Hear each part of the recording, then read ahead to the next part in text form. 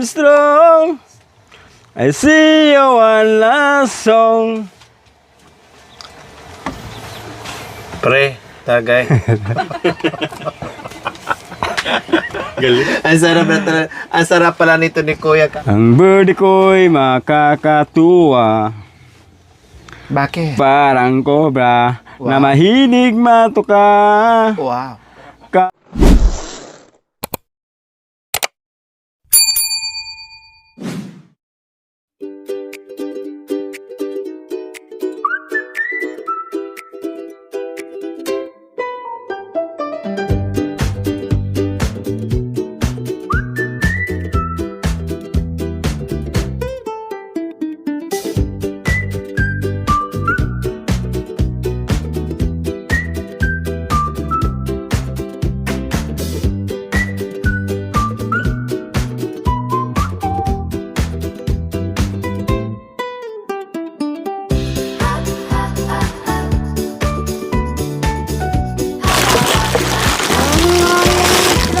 Buat ano ba? Yung mantika. Labas ko na lahat. Ate Malen, ito yung binili namin na dilata. Gatas. Patak niya. Steak Ayan.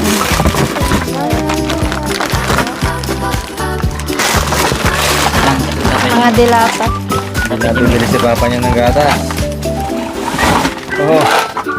Nabuhat. Tapos ito, 2 bigas. Tapos biskwit na tinapay.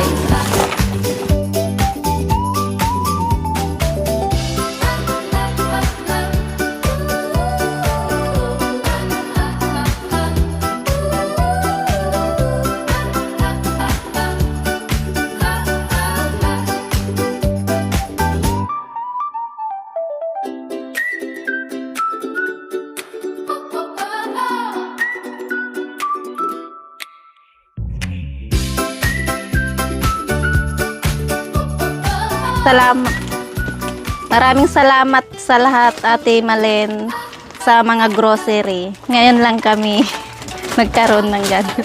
Maraming salamat din kay Ate Gina na nagsabi kay Madam Lore. Kung wala si Ate Gina, hindi namin makikilala si Madam Lore. Kaya maraming salamat.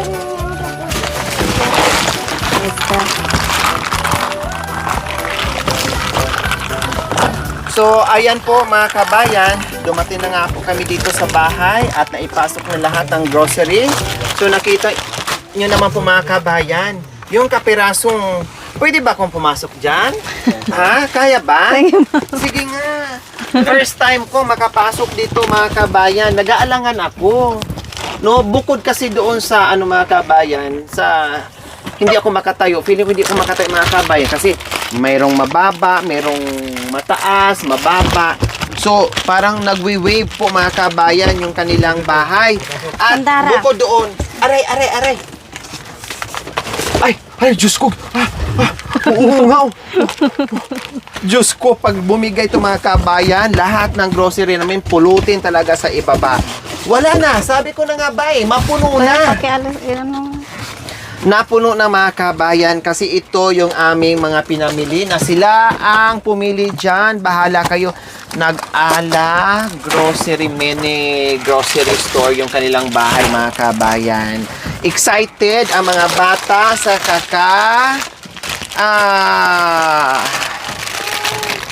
tulong ng kanilang mama at papa sa mga binili namin mga kabayan. Wala na, ito lang. Dito na kayo natutulog, te? Opo, ma'am. Kami dito na maliliit. Tsaka yung asawa ko. Kasi yung panganay ko doon po, ma'am. O, di ba mga kabayan, di ba? Halos isang di pa lang. Po mga kabayan. Tapos, ito nakita nyo naman pag ganyan, gumanyan yung higaan nila. Diyan, patingin nga ako. Kasi, total nakapasok na ako mga kabayan. No? Grabe Alis ka, anak. Alis ka, anak. Umalis ka. Grabing init. Kuya, pake. Grabe talagang Nakita niyo naman yung itsura mga kabayan. Ako nga, kailangan humawak ako kasi baka mamaya lulundo mga kabayan. At least hindi ako masyadong mapuruhan. Diba? Nakakatakot talaga mga kabayan. Ang ganda ng saing-saing mo dito. Hugas ng pinggan. Malis ka. Ganyan.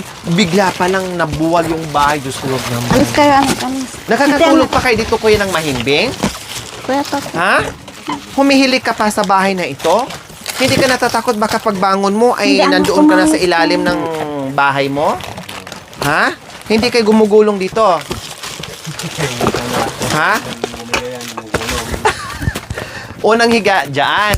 Pero maya-maya, nandito na yung ulo nyo, nandito na yung paa nyo kasi gumugulong na kayo kasi hindi na pantay yung yung inihigaan nyo. So, ganyan po. Buti na lang talaga. Sabi ko, sige, pilitin kong pumasok dyan. Bahala na, sabay-sabay naman tayong kung bibigay na itong vibe, sabay-sabay naman tayo. So, ayan po pala. Ito po pala yung pinaka-main kwarto nila. Pero, yun na nga. Ayan na nga, mga, wala na talaga, as in. Kaya nga ako ay humahawak mga kabayan kasi umuuga siya at dumuduyan yung mga inaapakan ko. Mabigat pa ako mga kabayan. Kahit nga itong poste, tinan mo. Tinan mo, hindi na straight. No, hindi na straight. At super init na akala mo nasa loob ka ng pugon. Dahil, kita nyo naman kung tumayo ako ng, straight ako, diba? Kung naka-straight ako mga kabayan, talagang hanggang bubong. Kaya ari ko, natusok na ako ng biro mo, natusok na ako ng pako. Diba? Ito ang hirap.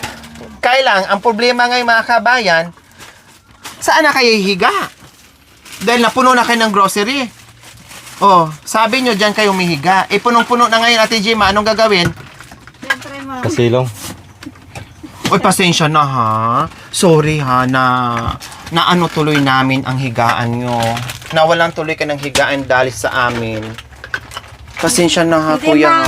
ha, ate. Nilabas lang naman namin yung mga bagoong, mantika, soy. Kung kaya yung mga magic sarap, or yung sinigang, ganun ma'am. Tapos, pag ubos na naman ma'am, kukuha na naman kami, ganun ma'am. Kumbaga kahon-kahon nyo. Opo, ma'am. Maglabas lang kayo ng kailangan nyo. Opo, ma'am. Unti-unti ganun. Opo, ma'am. Para hindi takaw space. Opo, ma'am. Kaya pala binulad at inano mo para makita mo at ma-separate mo yung mga pang-araw-araw muna. Opo ma'am. Sige. Or namoblema ba kayo sa mga groceries nyo ngayon? Kung saan nyo ilalagay? Hindi ma'am. Hindi. Kasi kung namoblema kayo, tulungan namin kayo, pamigay natin sa kapitbahay. Hindi ma'am. Ha? Hindi ma'am. Ah, Masayang masaya talaga lang ma'am kasi. Kuya! Kasi- Mukhang mayroon ka pang iniisip. Talaga nakagayon na si Kuya. Nakalimutan ko yung sigarilyo niya ma'am. Kaya pala. Hindi ako kayo sa picture. Problemado ba si Kuya? Ha? Hindi. May hinanakit ka ba sa akin? Wala ma'am. Masaya ako ngayon. Bakit masaya ka? Marami nang makain. Wow! Kaya medyo speechless ka ngayon at medyo tulala ka ngayon dahil sa mga nakikita mo ngayon na bonggang-bongga. Opo. Nasa buong buhay mo ngayon na nangyari. Sa una, wala gyud. Wala ma'am. Wa gyud na nimo na naranasan na yung ana imong paliton na kadaghan. Hindi po ma'am. Kahit kailan hindi po. Masaya si Kuya Masaya po. para sa pamilya. Opo. Marami pang salamat po. Naibsan yung naisip niya. Ano ngayon ang iniisip mo, Kuya John Ray, na araw-araw, sabi mo nga, may sakit ako, masama ang pakiramdam ko, pero iniisip ko yung pag-aaral nila, iniisip ko yung ano nila, pero sige pa rin tuloy sa trabaho. Ngayon, kumusta yung iniisip mo na kahit papaano na mayroong natanggap na malaking biyaya? Maka-relax ako kunti po. Kahit kahit absent ng isang araw, ganon. Minsan-minsan. Kasi may pagkain namin dyan eh. Naka-stack na yung pagkain namin.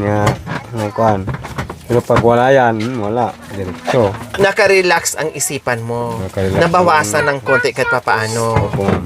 O, paano yan? Pwede kang hindi magtrabaho ng isang linggo. Ay, hindi po ma'am. Bakit? Ako siyempre, ngailanganin ako eh. Nanghulog ng motor ko. Yes, tama yun. Hulugan ng motor mo at the same time, sayang yung trabaho. mawalan ka ng trabaho. At isa pa, hindi pwedeng ang isipin natin na marami pa namang biyaya. Opo. Saka na lang. Tama yon. Pero, kailangan mo rin mag-relax. Opo. Isang araw, 2 araw, hindi masama. And then, pag naka-relax ka na, naka-recharge ka na, pwede na magtrabaho ulit, Kuya Janry, ha? Opo. Kasi gusto ko talaga na makapahinga ka. Hindi ko sinasabing tumigil ka sa trabaho mo Opo. dahil meron kang biyaya ngayon. No, no. Maganda yung nasa isip muna kahit maraming biyaya, pero tuloy ang trabaho para just in case na maubos yung pagkain na yan, merong nakasuksok, merong nakatago para merong bubunutin. May pangbili. 'Di ba? May huhugutin na naman. Tama 'yon. Pero sabi ko nga, magpahinga ka rin. Ha? Oh, so ayan, masaya si Kuya Janry, mga kabayan. Kaya kanina ko pa talaga as in mula noon samantalang bago kami umalis dito, tawa. Pero nung pumasok kami ng grocery at nakakuha na sila ng isang big cart mo, mga kabayan, na parang natulala ba, napag-isip, ha? Naranasan namin to, ganito. Kaya ayan, ginawang tindahan. So meron na kaming Gina and Janry Sari-Sari Store. Ayan, sa lahat ng mga kapitbahay o dito na kayo bumili, kompleto ang aming tindahan dito. Oh. Kanina mga bata tumulong sa pagdadampot kung ano-ano, ngayon naman tumulong na naman sila sa kanilang mama sa pag-aayos dahil isegregate nga ni Ate Jima yung halimbawa sa isang dosinang sabon, maglabas lang siya ng kalating dosina para yun ang unti-unti niyang gamitin, mga kabayan. O, di ba? So, ganyan po kasaya ang aming naramdaman ngayon, bawat isa sa amin, lalong-lalo na sa pamilya ni Ate Jema and Kuya Janry, at lalong-lalo na din sa ating mapagmahal and very generous sponsor. Ito na po, Ate Normalin Shepherd from Australia, no? Kadami yung aming nadampot. Almost nila dito ay mapuno talaga. Wala na. Kung dyan ilagay yan, wala. Oh, dito sila, upuan na lang. Oh, pati labing-labingan nila matanggal pa, mga kabayan. No, kuya, no? Wala na pwesto. Malong kabukid. Masisi pa ko. Ano ba yan si kababayan ko? Tinanggalan man ako ng pwesto sa labing-labing. Wala nang pwesto. O, pati pagkain lahat yan. O, parang natulala ka na, Ate Jema, wala ka na pagpwestuhan dyan? Hindi mo na alam kung saan mo... O, sige na. Sabi mo, iligpit mo yung mga dapat mong iligpit, tapos tanggalin mo yung dapat mo, yung magagamit mo araw-araw. Tama yung ginawa mo. No, dukot-dukot ka na lang. O, sige, okay lang, gawin mo. No problem. Tayo dari, kuya, no? Parang parang ang sarap matulog to sa gabi na parang nagbaybahayan na kayo. May mga tabing-tabing, sako. Ayan, di ba? Di ba? Pag sa bundok tayo, wala naman tayong mga gadget, wala tayong mga magagandang laruan. Ang ginagawa natin, laruan natin ay mga puno, inaakyat, tapos bahay-bahayan kayo dyan. Tapos nanay, tatay. Naranasan mo yan, Kuya, ganyan sa probinsya? Magbahay-bahayan? Ikaw ang tatay. Naranasan mo magbahay-bahayan? Ha? Hindi pa. Gusto mo maranasan mo yung baybahayan, tatay, nanay? Ikaw yung tatay, ako yung nanay. Na, Ate Jema, no? Ako yung Okay nanay, lang. siya yung tatay. Okay lang. Okay lang, ma. Ako yung anak. Ako yung anak. Ay, oo nga, parang ang ganda. Parang ang ganda dito sa gabi, mga kabayan. Yung bang nandito, hindi nauupo ka ng ganyan. O, uupo ka ng ganyan. Magluluto. Habang nagluluto. Ayan. Magkapit na, kuya. Pag ano? Mag-iinit kag tubig. Asa may mga kuan? Kanang pusporo. Kaya mag-ano ta? Ha? Lighter? Mayroon kang lighter? Hindi ko kailangan lighter. Flashlight ang kailangan. Ito na. Madali. Mas mabilis yan. So ayan, mag-init kami ng tubig mga kabayan kasi nga nagbahay-bahayan kami, nagutom si tatay. Plastic talaga kadalasan, no? Pero masama yan kuya, malanghap mo. Dapat mga ganito pwede pa, papel. Pero sabi kasi ng mga kabayan, mas mabilis daw. Kamay na lang. Pero susunod, huwag na kuya ha? Opo. Ganito na lang papel. Opo. Mabilis nga siya, pero mabilis din buhay. Malanghap. Magkasakit mga bata, pati kayo. Tapos nandito pa naman sa sa loob ng bahay. O, di ba? Nandito na, may kwarto ka na, may sala, tapos kusina, lutuan. Nandito na lahat mga kabayan.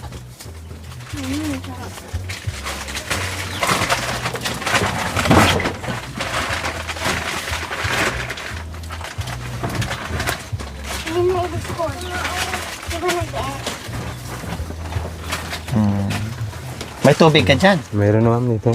Meron na yan.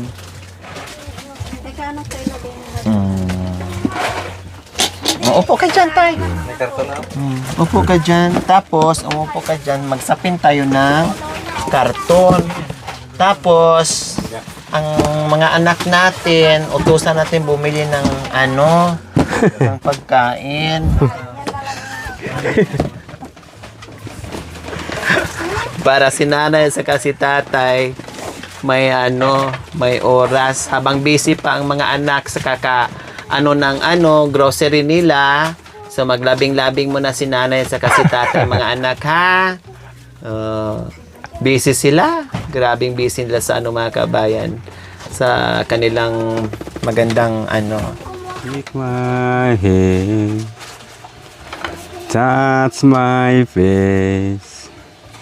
Let me see your embrace. Let me see in your eyes at your own.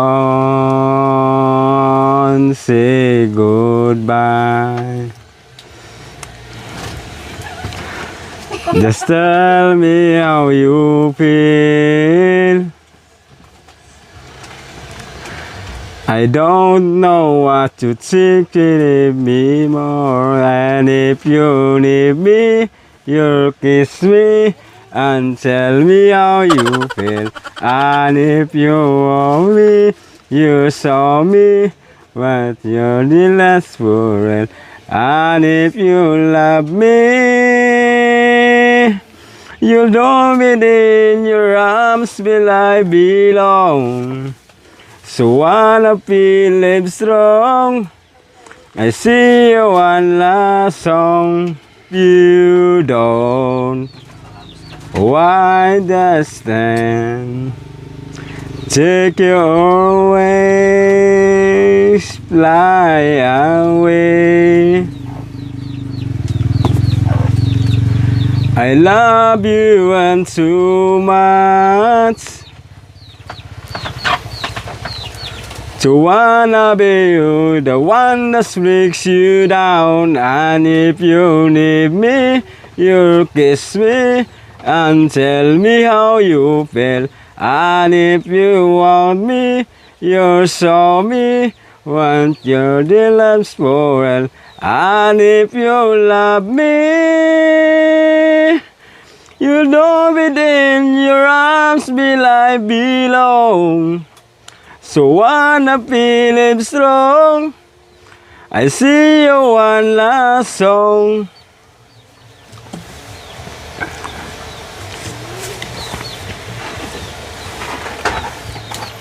One last song I sing for you like that always did. This time it's for real. I'll never come to you like this, expressing to turn my kiss. Oh no, no, no, no. And if you need me, you kiss me and tell me how you feel. And if you want me, you show me. Want you dance for real. And if you love me, you know me then your arms will I belong. So while I'm feeling strong, I see you one last song. Pre, tagay.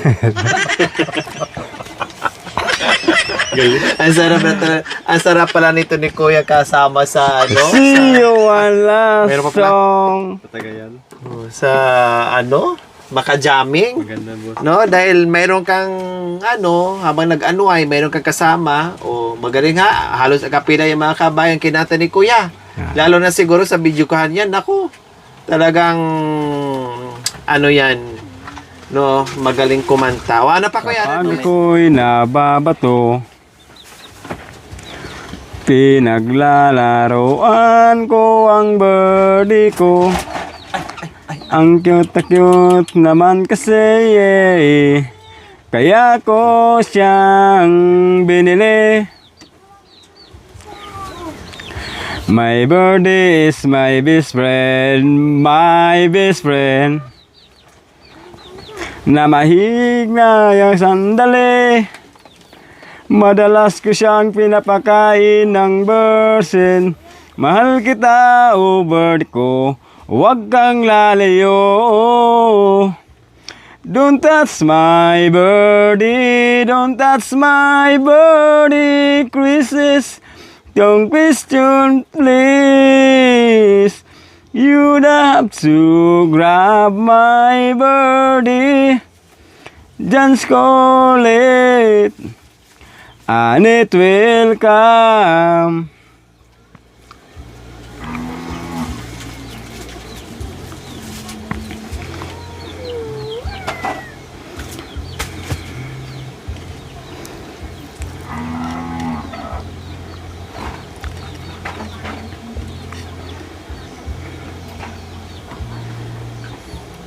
Ang birdie ko'y makakatuwa, Bakit? parang cobra na Wow. mahilig matuka. Wow. Kapag inilabas na mula sa kulungan, Charapa. tuloy-tuloy na ang aming kasiyan. Lamia, oy. Di naman ako nangamot ka talaga.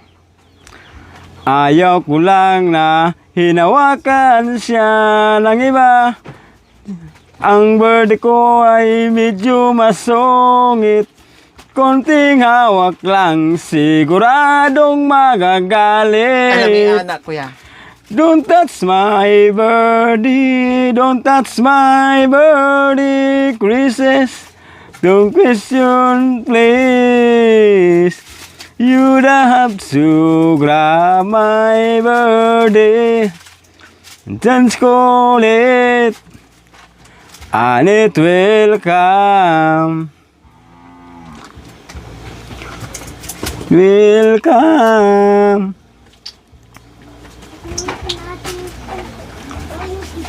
Huwag ka sanang magalit sa akin tuwing ang birdie ko ay aking imasin. Yeah. Sana'y maunawaan mo. Mahal na mahal ko ang birdie ko, pati mga itlog nito. Don't touch my birdie, don't touch my birdie. Wishes, don't question, please. You'd have to grab my birdie. Just call it, and it will come.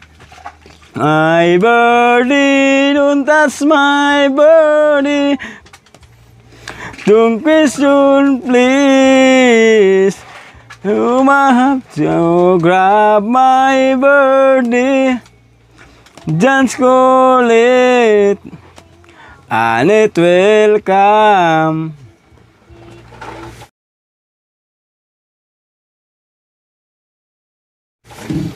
Ilang itlog ba ng birthday mo?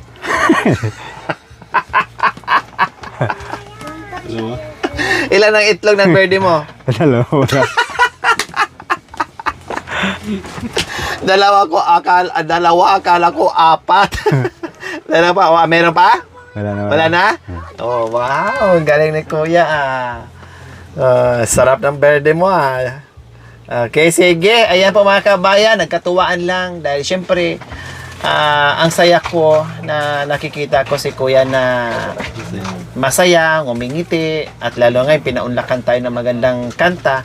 Kaya lalo ang sumaya ang puso ko mga kabayan. Kasi syempre, isang dakilang tatay na araw-araw na nakalimutan na minsan yung sarili kahit may sakit, halasige, trabaho. And then ito, pagkait pa ba natin sa kanya yung umiti, tumawa, masaya. Deserve niya na masaya siya sa araw na ito.